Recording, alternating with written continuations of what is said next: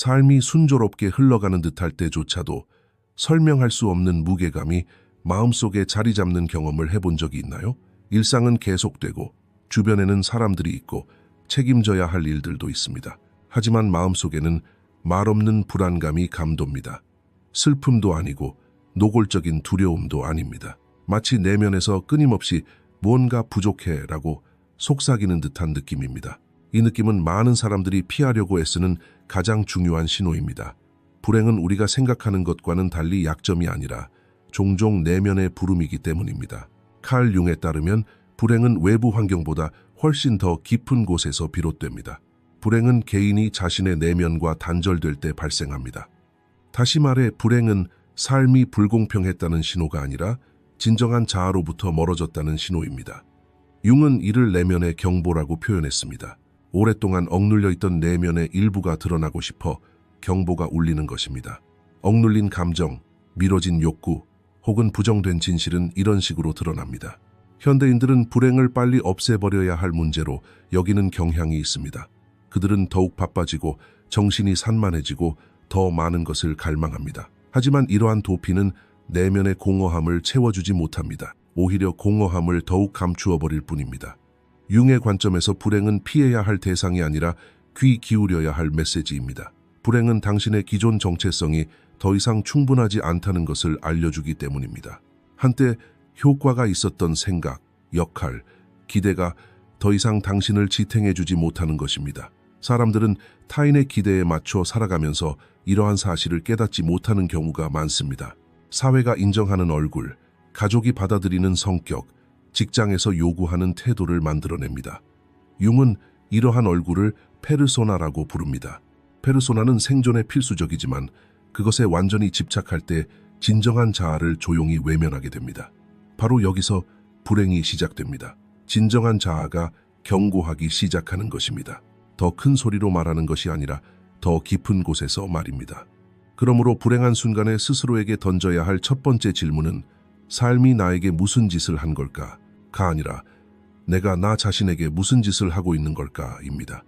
고통은 종종 외부 세계의 공격에서 오는 것이 아니라 내면의 분열에서 비롯되기 때문입니다. 내면의 한 부분은 앞으로 나아가고 싶어 하는 반면 다른 부분은 오랫동안 머물러 있던 자리에 만족하고 싶어 합니다. 이러한 갈등은 피로감과 무의미함으로 나타납니다. 융에 따르면 이러한 감정은 병적인 상태가 아니라 오히려 정신적 성장의 출발점입니다. 불행은 우리에게 이렇게 말합니다. 더 이상 단순히 순응하며 살아갈 수 없다. 겉으로만 강한 척하며 버틸 수 없다.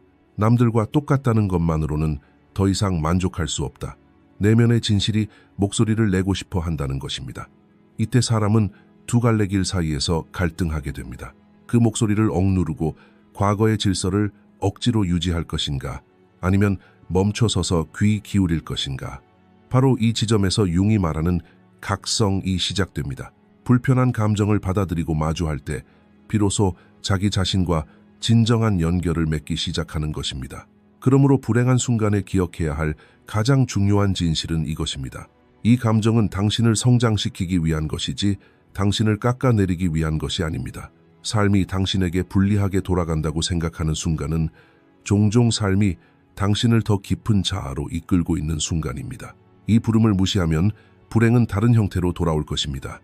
더 강렬하고, 더 복잡하고, 더 무력하게 말입니다. 귀 기울인다면 점차 그 의미를 이해하게 될 것입니다. 이제 솔직하게 자신을 돌아보세요. 최근 당신을 진정으로 불행하게 만드는 것은 무엇입니까? 당신의 경험입니까? 아니면 오랫동안 침묵시켜온 내면의 목소리입니까? 융의 가장 중요한 유산 중 하나는 이것입니다. 영혼이 방치될 때 고통을 만들어낸다는 것입니다. 이 고통은 벌이 아닙니다. 그것은 이정표입니다. 그리고 이 이정표를 무시하는 것은 자기 소외로 가는 가장 빠른 길입니다. 불행은 종종 시이상조처럼 느껴집니다. 모든 것이 잘 풀리는 것 같고 마침내 마땅히 살아야 할 대로 살고 있는 것 같은 바로 그때 나타납니다. 이는 내면의 성장이 외적인 성취의 속도를 따라가지 못하기 때문입니다. 사람이 외적인 세계에서는 성장하는데 내면의 세계가 뒤처질 때 영혼은 조용한 불안감으로 이를 알립니다. 융의 관점에서 이는 퇴행이 아니라 일종의 문턱입니다. 이는 옛 자아의 한계에 도달했고 더 넓은 내면의 공간을 요구하고 있음을 나타냅니다. 따라서 불행은 종종 당신이 잘못된 삶을 살고 있다는 것이 아니라 불완전한 자아로 살아가고 있다는 것을 말해줍니다. 이런 질문을 스스로에게 몇 번이나 던져보셨나요? 왜 이런 기분이 들까? 모든 게 잘 풀릴 때 왜 마음이 불안할까? 왜 예전처럼 성공해도 만족감을 느끼지 못할까? 융에 따르면 이러한 질문들은 나약함의 징표가 아니라 의식의 발현입니다. 사람은 무언가에 균열이 생기기 시작할 때 비로소 진정으로 자신에게 질문을 던지기 때문입니다. 그리고 이러한 질문은 표면적으로 드러나는 이유로는 설명할 수 없습니다. 진짜 이유는 종종 내면 세계에 조용히 쌓여온 부조화에 있습니다. 칼 융은 인간 정신의 구조를 탐구하면서 사람이 자신과 일치하지 않는 삶을 살 때 내면의 긴장이 발생한다고 말합니다. 이 긴장은 결국 감정으로 나타나고 감정은 불행으로 느껴집니다. 그러니 당신이 느끼는 감정은 결코 우연이 아닙니다. 당신 내면 어딘가에 오랫동안 짊어지고 있던 짐이 더 이상 숨길 수 없어 모습을 드러내는 것입니다. 이 짐은 대개 무의식적으로 맡아온 역할들로 이루어져 있습니다. 당신은 자신도 모르게 삶 속에서 하나의 페르소나를 만들어가고 있는 것입니다. 필요할 때는 강하고 이해심이 필요할 때는 이해심이 많고 침묵해야 할 때는 침묵합니다. 시간이 흐르면서 이러한 역할들은 자동적으로 수행하게 됩니다. 더 이상 누구도 당신에게 강요하지 않습니다. 왜냐하면 당신 스스로 이미 그러한 역할들을 요구하기 시작했기 때문입니다. 바로 이 지점에서 내면의 균형이 깨집니다. 페르소나가 확장될수록 진정한 자아는 후퇴하기 때문입니다. 그리고 후퇴하는 자아는 침묵하지 않습니다. 다만 더 간접적인 방식으로 말할 뿐입니다. 이러한 간접적인 소통은 대개 무의미한 피로감, 설명할 수 없는 불안감, 사람들과의 관계 단절 욕구, 그리고 예전에는 행복을 주었던 것들에 대한 무관심과 같은 감정으로 나타납니다. 융은 이러한 증상들을 억압된 자아의 언어로 봅니다. 정신이 직접적으로 말할 수 없을 때 감정이라는 것을 만들어냅니다. 그리고 이러한 감정들은 종종 논리로 설명할 수 없습니다. 나는 모든 것을 가졌지만 행복하지 않다라는 말이 흔한 이유도 바로 여기에 있습니다. 또 하나 중요한 점은 통제에 대한 욕구입니다. 사람은 불안감을 느낄 때 통제하려 합니다. 자신의 감정, 관계, 심지어 미래까지도 말입니다. 융에 따르면 통제는 내면의 불안감을 감추는 가면입니다. 통제하려 할수록 내면의 긴장은 더욱 커집니다. 삶은 통제할 수 없기 때문입니다. 통제하려는 노력은 정신을 더욱 위축시키고 위축된 정신은 불행을 낳습니다. 이때 느끼는 것은 실패가 아니라 과부하입니다. 진단의 또 다른 중요한 부분은 억압된 감정입니다. 분노, 원망, 실망, 무가치함 등이 그것입니다. 이러한 감정들은 인정하지 않는다고 해서 사라지는 것이 아닙니다. 무의식 속으로 들어가 그곳에서부터 우리를 지배하기 시작합니다. 융은 이를 그림자의 등장이라고 부릅니다. 그림자는 받아들여지기를 원하지만 거부당하는 모든 것입니다. 그림자가 커질수록 불행은 깊어집니다. 마치 자기 자신의 일부와 싸우는 것과 같기 때문입니다. 여기서 중요한 것은 불행이 우리의 적이 아니라는 사실을 깨닫는 것입니다. 불행은 우리에게 무언가를 말하려는 메커니즘입니다. 그것은 외부적인 문제가 아니라 내면의 부조화를 가리킵니다. 따라서 이 감정을 즉시 억누르려 하는 것은 메시지를 더욱 지연시킬 뿐입니다. 융의 접근 방식에서 첫 번째 단계는 정확한 진단을 내리는 것입니다. 즉, 왜 이런 감정을 느끼는 걸까? 라는 질문을 솔직하게 던지고 그 답을 성급하게 억누르지 않는 것입니다. 만약 이 내용이 익숙하게 들린다면 당신은 혼자가 아닙니다. 많은 사람들이 이 단계를 거치지만 대부분은 여기서 포기합니다. 내면을 들여다보는 데는 용기가 필요하기 때문입니다. 여기까지 읽으셨다면 이미 용기를 내기 시작하신 것입니다. 이처럼 심도 있는 내용이 마음에 와닿는다면 채널 구독은 이 여정을 혼자 걷는 것이 아닌 함께 걸어갈 수 있는 좋은 첫걸음이 될 것입니다. 곧이어 우리는 이러한 감정이 어디로 향하는지에 대해 이야기할 것입니다. 다음 섹션에서는 이 진단 이면에 숨겨진 더 깊은 의미를 파헤쳐 보겠습니다. 왜 어떤 감정들은 우리를 괴롭히는지, 왜 벗어나려 할수록 더 강해지는지, 그리고 이 악순환을 어떻게 끊을 수 있는지에 대해 논의할 것입니다. 어떤 감정들은 알아차리는 순간 사라지지 않습니다. 이해될 때 비로소 변화합니다. 이 단계에서 대부분의 사람들은 자신을 탓하는 경향이 있습니다. 나는 충분히 강하지 못한 거야.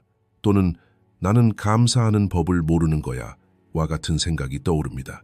융에 따르면 이러한 생각은 진실을 이해하기 어렵게 만드는 정신적 방어 기제입니다. 문제는 성격의 약점이 아니라 오랫동안 쌓여온 내면의 부조화가 마침내 드러난 것이기 때문입니다. 영혼이 압박을 받을 때 죄책감이 아니라 불편함으로 표현합니다. 이 불편함을 잘못 해석하면 해결책에서 멀어지게 됩니다. 사람들은 흔히 불행의 원인을 자신 외부, 즉 사건, 사람, 과거 또는 상황에서 찾습니다. 그러나 융의 가장 놀라운 관찰 중 하나는 바로 이것입니다. 우리가 실제로 도망치고 있는 것은 외부가 아니라 내부라는 것입니다. 그리고 우리는 내면의 무언가로부터 도망칠 수 없습니다. 단지 더 복잡한 방식으로 그것이 우리를 찾아오도록 만들 뿐입니다. 바로 이 지점에서 융의 그림자 개념이 중요해집니다.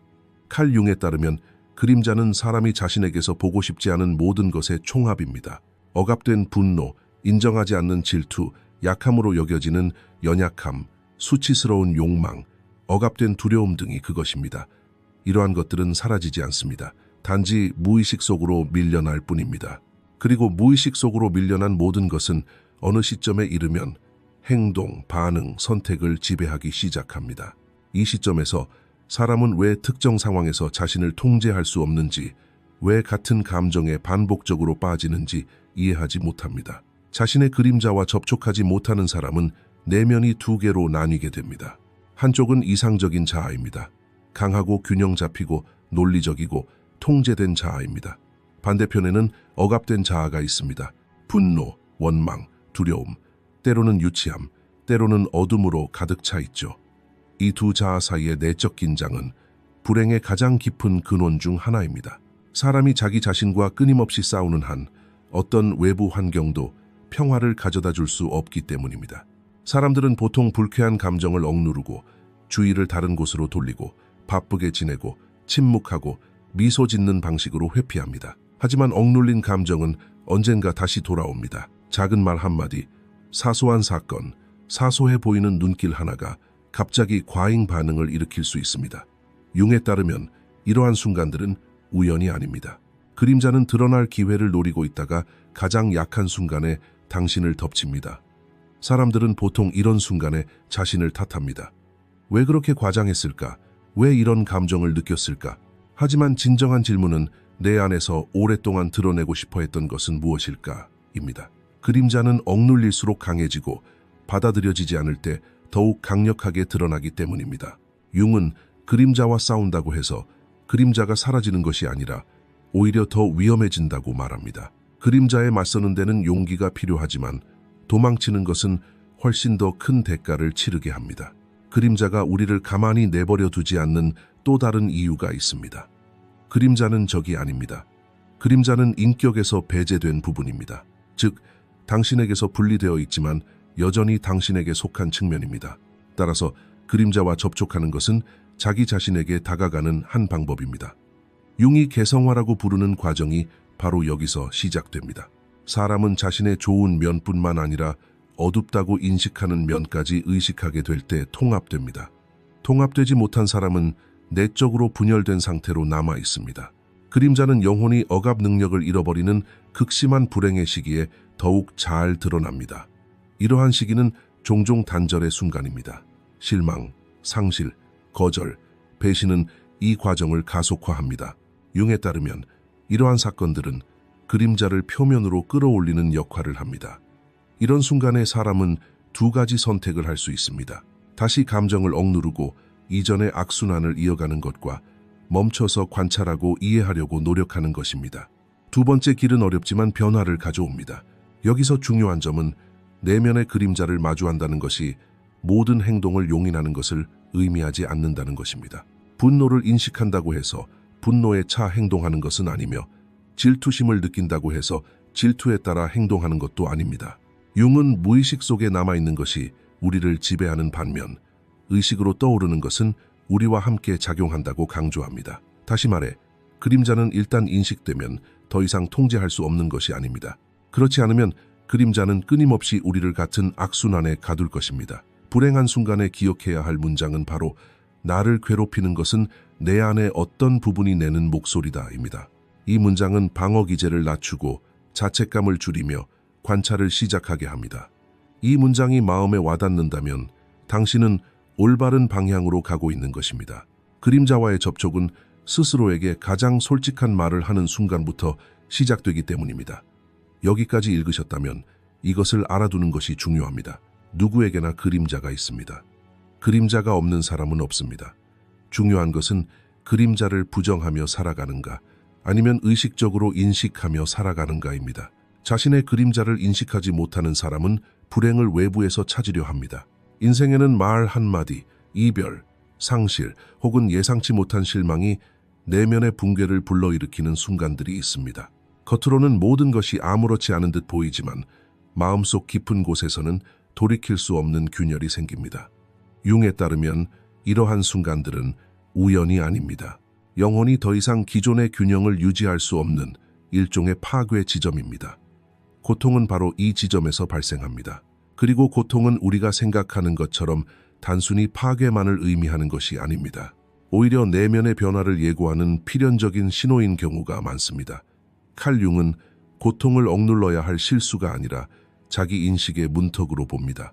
사람은 살면서 많은 것을 견뎌낼 수 있습니다. 무시하거나 참거나 익숙해질 수도 있습니다. 하지만 영혼에는 한계가 있습니다. 그 한계를 넘어서면 고통이 말을 걸기 시작합니다. 이 말은 부드럽지 않습니다. 오히려 불안하고 밤잠을 설치게 하며 같은 생각을 끊임없이 되풀이하게 합니다. 이제 당신은 적응하는 것을 넘어 변화해야 하기 때문입니다. 이러한 파괴 지점에는 공통적인 특징이 있습니다. 바로 취약함을 느끼고 통제력을 잃고 미래가 불확실해진다는 것입니다. 이 시점에서 대부분의 사람들은 고통을 억누르려 애씁니다. 빨리 회복하고 싶어하고 강해 보이려 애씁니다. 융에 따르면 이러한 반사적인 행동은 고통의 메시지를 지연시킬 뿐입니다. 억압된 고통은 사라지지 않고 단지 방향만 바뀔 뿐입니다. 고통은 신체, 관계 또는 반복되는 삶의 주기 속에서 스스로를 재생산합니다. 고통이 가장 먼저 하는 말은 여기서 어떤 경계를 넘었다는 것입니다. 이 경계는 때로는 타인에게 너무 많은 양보를 한 것, 때로는 수년간 무시해온 욕구, 때로는 자기 자신을 배신하는 삶의 방식일 수 있습니다. 사람들은 흔히 자신의 상처를 다른 사람 탓으로 돌립니다. 하지만 융이 지적하는 진실은 더 깊습니다. 진정한 단절은 개인이 자신의 본질로부터 소외될 때 시작됩니다. 외부 사건은 단지 이러한 내면의 균열을 드러낼 뿐입니다. 따라서 고통의 순간에 스스로에게 던져야 할 질문은 왜 이런 일이 나에게 일어났을까가 아닙니다. 더 근본적인 질문은 이 고통은 내 안에서 무엇을 드러냈을까입니다. 고통은 억눌렸던 감정, 즉 분노, 슬픔, 두려움, 무가치함, 버림받을까봐 두려워하는 감정들이 표면으로 드러나는 문을 열어주기 때문입니다. 평소에는 억제되어 있던 이러한 감정들은 단절의 순간에는 더 이상 숨길 수 없게 됩니다. 융에 따르면 이것은 퇴행이 아니라 무의식이 의식으로 보내는 초대입니다. 단절이란 개인이 스스로와 맺었던 침묵의 약속이 산산조각 나는 순간입니다. 나는 이것을 견딜 수 있어 라고 말했던 것이 견딜 수 없게 되고 항상 이랬고 앞으로도 이럴 거야 라고 믿었던 질서가 무너지기 시작합니다. 이 시점에서 영혼은 더 이상 낡은 구조를 유지하고 싶어 하지 않습니다. 왜냐하면 그 구조는 더 이상 성장을 허용하지 않기 때문입니다. 고통이 오는 이유도 바로 여기에 있습니다. 당신을 멈추게 하고 같은 길을 계속 간다면 길을 잃게 될 것임을 일깨워주기 위해서입니다. 융은 인생에서 가장 중요한 변화는 사람이 가장 취약할 때 일어난다고 말합니다. 방어막이 무너지면 가면도 벗겨지고 페르소나가 깨지기 때문입니다. 그리고 비로소 진정한 자아가 드러나기 시작합니다. 이러한 순간은 두렵습니다. 기존의 해답이 더 이상 통하지 않고 권력의 기준이 무너지기 때문입니다. 처음으로 사람은 어떻게 해야 할지 모르겠다는 감정을 느낍니다. 융은 이러한 불확실성을 위험이 아니라 잠재력으로 봅니다. 미지의 영역에서 새로운 의식이 탄생하기 때문입니다. 고통의 가장 힘든 부분은 바로 고독감입니다. 아무도 내가 겪는 고통을 온전히 이해하지 못하는 것 같은 느낌이 듭니다. 이러한 외로움은 종종 고통 자체보다 더 무겁게 느껴집니다. 융은 여기서 중요한 구분을 합니다. 외로움은 외부 세계에 아무도 없다는 것이 아닙니다.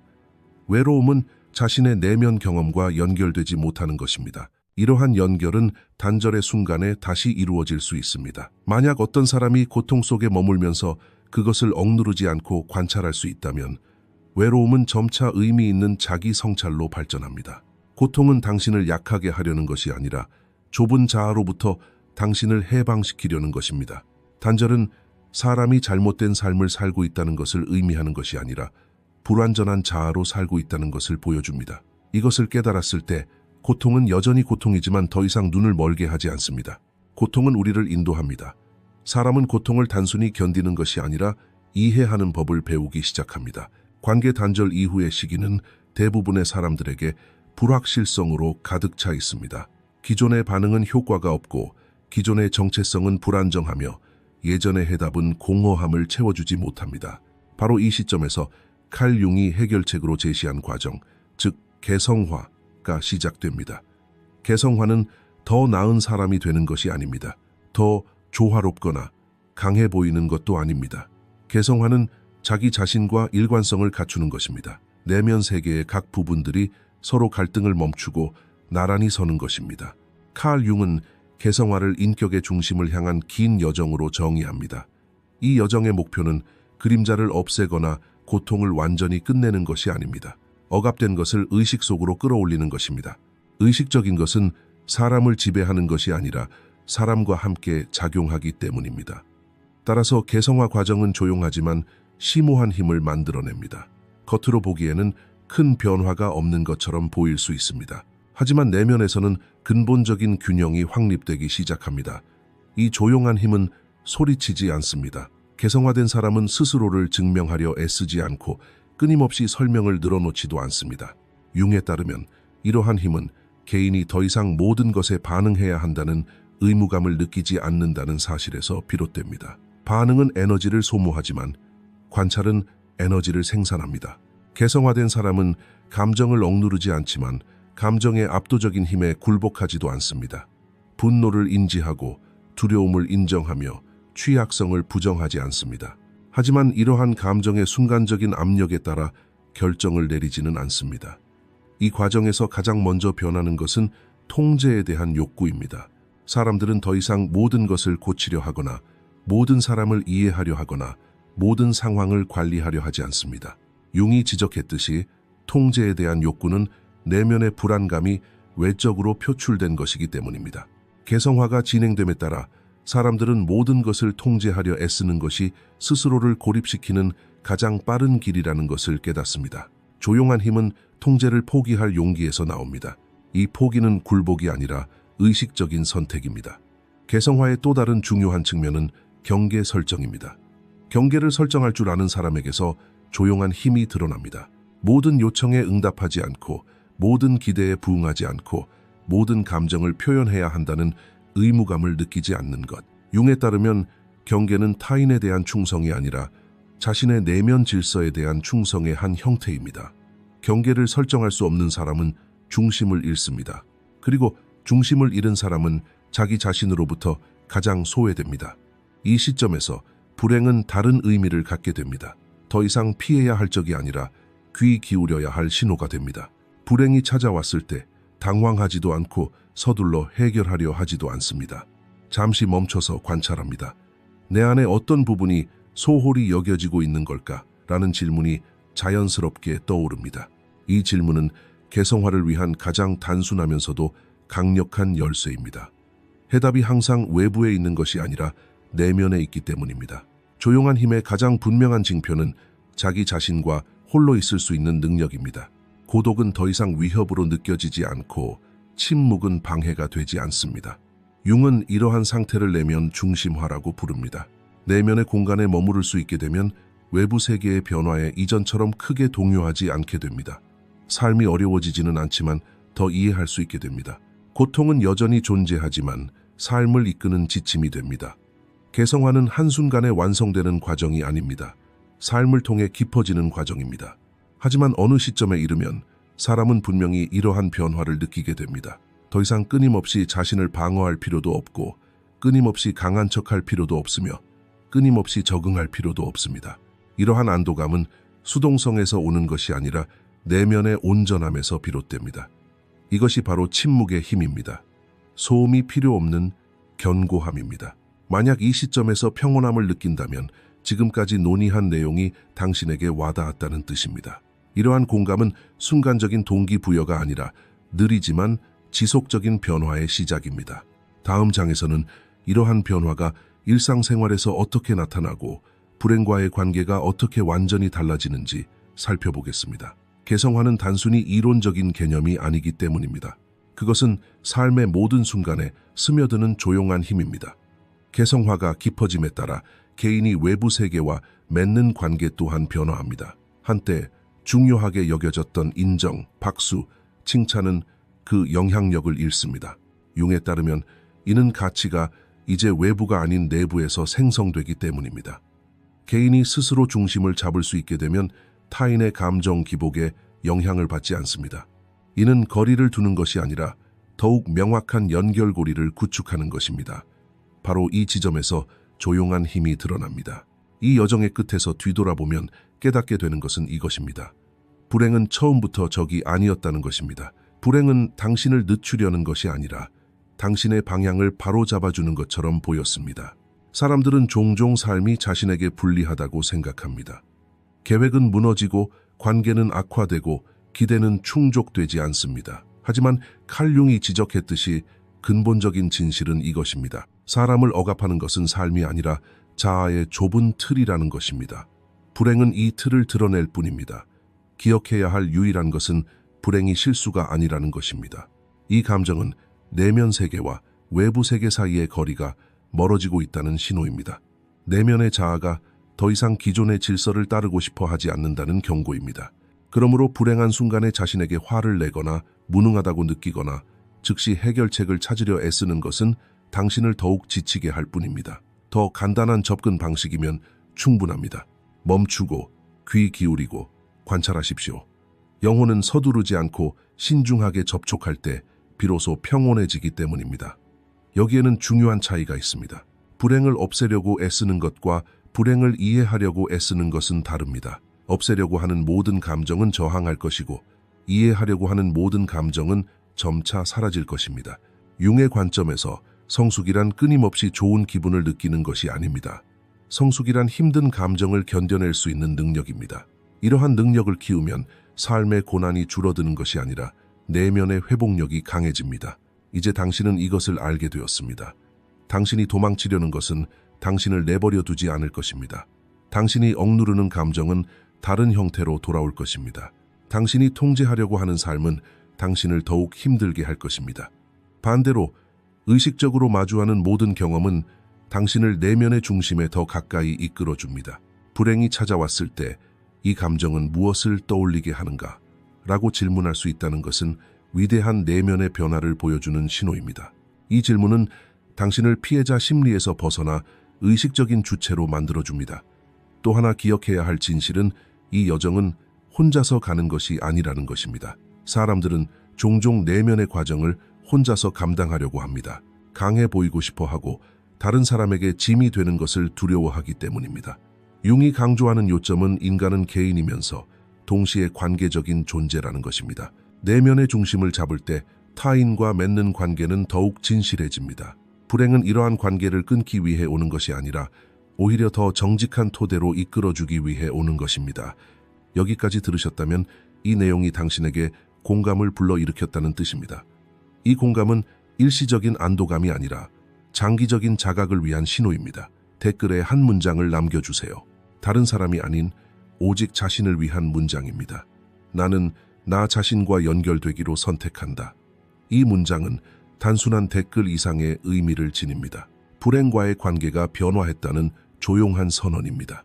칼 융의 접근 방식은 급진적인 행동보다는 의식적인 작은 변화에 더 중점을 둡니다.